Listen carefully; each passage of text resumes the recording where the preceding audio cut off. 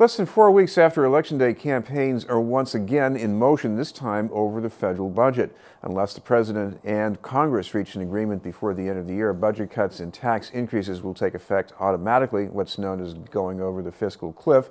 Many believe that would be a serious blow for the economy, for taxpayers, and for services for people in need. But there's also concern about the effect of a compromise and even the pace of definite reduction.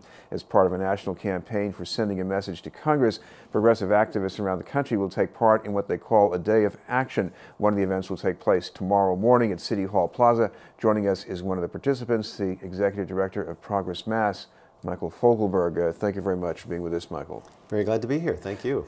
People keep hearing about this now in terms of almost the horse race terms of, who's going to win and who's going to lose. But talk about the people who live in this city. What difference does this make for them?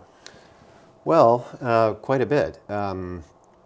Depending upon the resolution of the problem, the outcome of the political wrangling, Boston seniors, people on Medicare and Medicaid could see their benefits reduced, and that would be one of the most disastrous results. Cuts could be made across the board in social programs as well as defense and other areas, or a solution can be achieved that gains a majority and forestalls, prevents the automatic cuts that are called sequestration. We're hoping that we can help shape that compromise, or at least drive a victory that preserves benefits for the people who are helped by the social safety net, and as well as that, bring in new revenue to begin drawing down the deficit, which is a problem, but we're concerned that the deficit is being used to drive cuts that are unnecessary. I have seen some very scary numbers to the effect that we're spending a lot more, and we're going to be doing it even farther into the future in a deeper way than we have.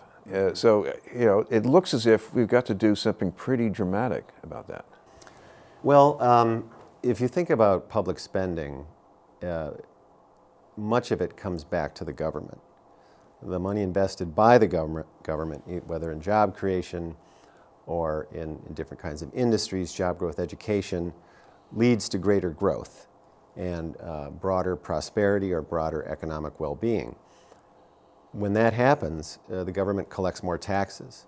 So it is a balancing act, and cuts are necessary, but we have to consider the impacts of 2 wars that were never paid for. We have to consider the impacts of a healthcare system and a drug industry that's costing Americans well more than most other advanced industrial countries around the world. And then also look at the economic crisis. What has the economic crisis done to revenues at the state and local level? And how will further federal cuts impact state and local government? There's a trickle-down effect of destruction and damage that we need to prevent. Well, as much as we hear that it's important to make some kind of cuts or show that you're on your way to making cuts, but I guess if you make a lot of cuts up front, I guess that means, well, some people are going to be out of work.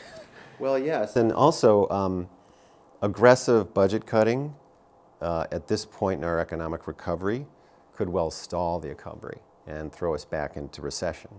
If you look at what's happening in Europe, Greece, Spain, that's in the news quite a bit. But even the UK, they're into austerity too. Yeah, that's UK, no picnic either. Right. So, I mean, it's a balance, and where is the proper balance? That's a difficult call to make, but cuts that are too aggressive are likely to have very negative effects on our economic recovery.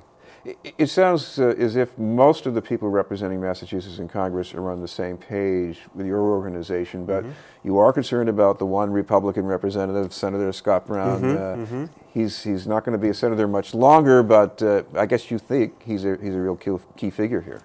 Well, every vote every vote to eliminate the tax cuts, the tax breaks for the top 2% of American income earners, every vote we can get on that is critically important. And we're having an event tomorrow in Boston City Hall Plaza to call on Scott Brown to vote the way Massachusetts wants him to vote. Democrats, Republicans, independents across the board think that the tax cuts for the top 2% should be eliminated, that the wealthiest Americans have made money hand over fist, and it's time that they start contributing back to the government in a more reasonable and responsible way. And we're hoping that Senator Scott Brown will not be a lame duck senator in the lame duck session, but will in fact be a leader and vote in favor of restoring responsible and reasonable tax rates on the wealthiest 2% of Americans. Aside from the message here, talk about this national campaign and why you think this campaign is so important to set in motion. Well, the campaign is really the kickoff of an effort to keep the voters engaged in national priorities. We had an amazing result here in our state. We set a record for voter turnout in a presidential election. Almost 3.2 million voters turned out. Just an astounding level of political participation. Well, they came out for a reason, and they came out resoundingly in favor of protecting the social safety net, and those programs are on the chopping block. And so our effort is focused on keeping them involved, that it isn't a matter of coming out every 4 or 2 years. It's here and now.